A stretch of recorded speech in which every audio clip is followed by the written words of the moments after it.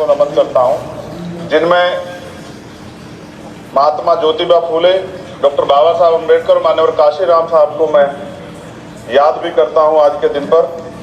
साथ साथ नगीना की महान जनता और भीम आर्मी और हमारी पार्टी आज़ाद समाज पार्टी काशीराम के साथियों का भी धन्यवाद करता हूं। इसके बाद अपने कुल गुरु जगत गुरु सतगुरु रविदास जी महाराज को भी मैं नमन करता हूं, जिन्होंने दुनिया को लगभग 600 साल पहले बेगमपुरा शहर के रूप में दुनिया का सबसे महान लोकतांत्रिक दर्शन दिया। अध्यक्ष महोदय, माननीय सभापति जी, 14 अगस्त 1947 को ये देश अंग्रेजों के अधीन था। 15 अगस्त 1947 को हम लोग आज़ाद हुए। 16 अगस्त 1947 को देश आज़ादी में था, लेकिन धन धरती राजपाट में बंटवारा नहीं हुआ। जो साधन संसाधन थे उनमें बंटवारा सही रूप से न होने के कारण एक बहुत बड़ी आबादी सुविधाओं से वंचित और सम्मान से वंचित रह गई। उनको सम्मान देने के लिए और अंतिम व्यक्ति तक सुविधाएं पहुंचे, इसके लिए लोकतंत्र की व्यवस्था हुई। लेकिन आज़ादी के 70 साल बाद भी हम कहाँ खड़े हैं, इस पर ये चिंता का विषय है। मैं मानता हूँ कि सामाजिक न्याय तभी होगा माननीय सभापति जी, जब जातीय जनगणना पूरी होगी और जातीय जनगणना कराई जाएगी और साथ साथ संख्या के आधार पर आरक्षण जो है वंचित वर्गों का बढ़ाया जाएगा। उसके साथ साथ जब राष्ट्रपति जी अभिभाषण पे बात रख रही थी तो उन्होंने शहरी और ग्रामीण क्षेत्रों के विकास की बात कही और ये भी कहा कि दुनिया में सबसे उत्तम शहर हमारे यहाँ बने। लेकिन माननीय सभापति जी, 70% आबादी तो गांव में निवास करती है, तो गांव की आबादी के बारे में भी सोचना होगा कि उनका जीवन कैसे बदले।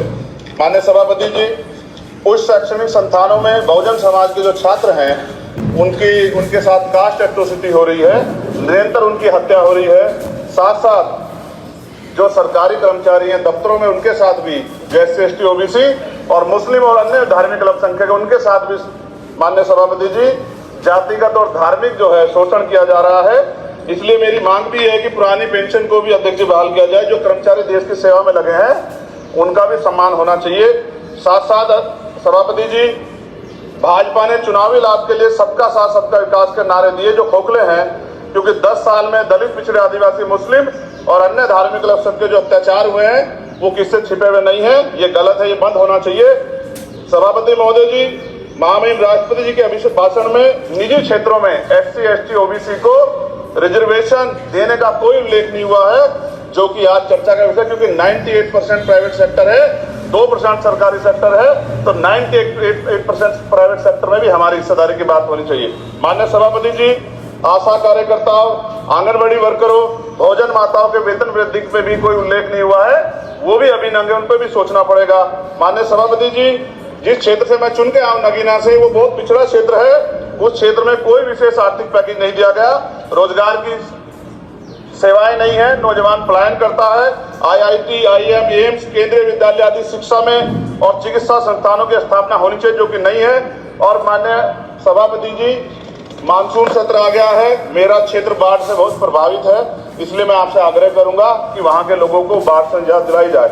माननीय सभापति जी, चीन हमें आंख दिखा रहा है और लगातार हमारे देश की सीमाओं में घुसपैठ कर रहा है, इसलिए अग्निवीर योजना को हटाकर पुनः सेना भर्ती शुरू की जाए और साथ साथ भारत की सबसे प्राचीन व बहादुर रेजिमेंट में से एक चमार रेजिमेंट को पुनः बहाल करा जाए, ऐसा भी मेरा आपसे आग्रह है। माननीय सभापति जी, पिछले सारे प्रधानमंत्रियों ने मिलकर जितना कर्ज लिया है उससे दुगना कर्ज हमारे वर्तमान के प्रधानमंत्री जी ने लिया है। किसान अगर अपना कर्ज माफ कराने के लिए जाता है तो लाठी झेलनी पड़ती है, जबकि सरकार ने धन्ना सेठों का 15 लाख करोड़ रुपया माफ किया है। इस ओर हमें ध्यान देना पड़ेगा, हमारी आने वाली पीढ़ियों को ये कर्ज चुकाना पड़ेगा।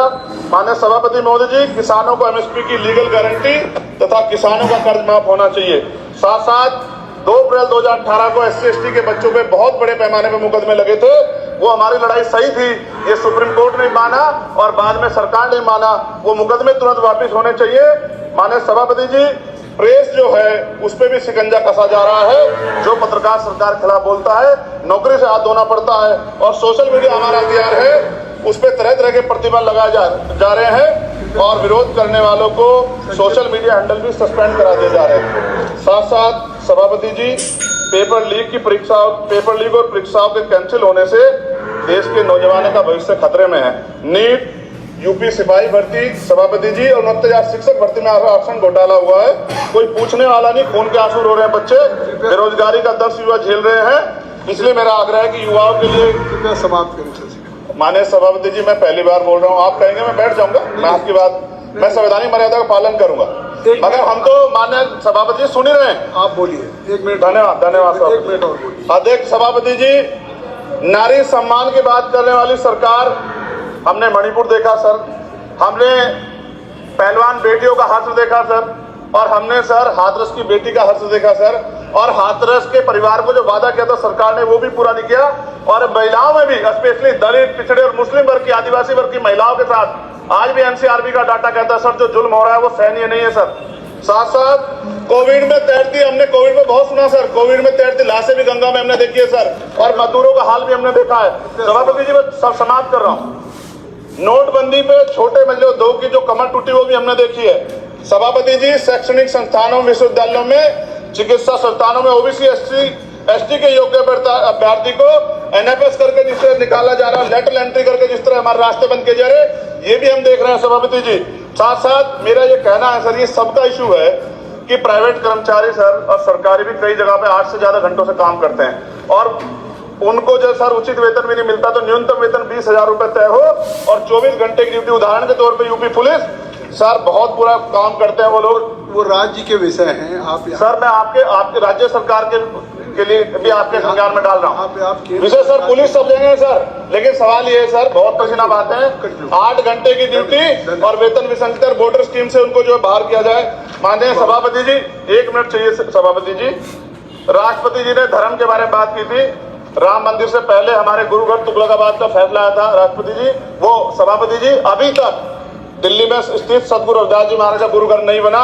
साथ साथ सभापति जी अपनी बात को खत्म करते हुए मैं आपसे कहना चाहता हूं कि जितना देश दूसरों का ऐसा, जितना हमारा भी है, हम मरने के लिए पैदा नहीं हुए, जो चाहता हमारी हत्या कर देता है। मूछे रखने पे, घोड़ी पे बैठने पे, मटकी छूने पे हमारी हत्या हो रही है। क्या बदला है सर 70 साल बाद भी? दलित, पिछड़े, मुसलमानों पे हिंसा नहीं रुक रही है सर। मेरा आपसे संरक्षण के साथ ये आग्रह है कि इन घटनाओं को रोका जाए, और देश किसी की बपोती नहीं है, देश संविधान से चलता है सर, और संविधान से चलेगा, संविधान छेड़खानी बर्दाश्त नहीं की जाएगी सर। धन्यवाद। जय भीम, जय भारत।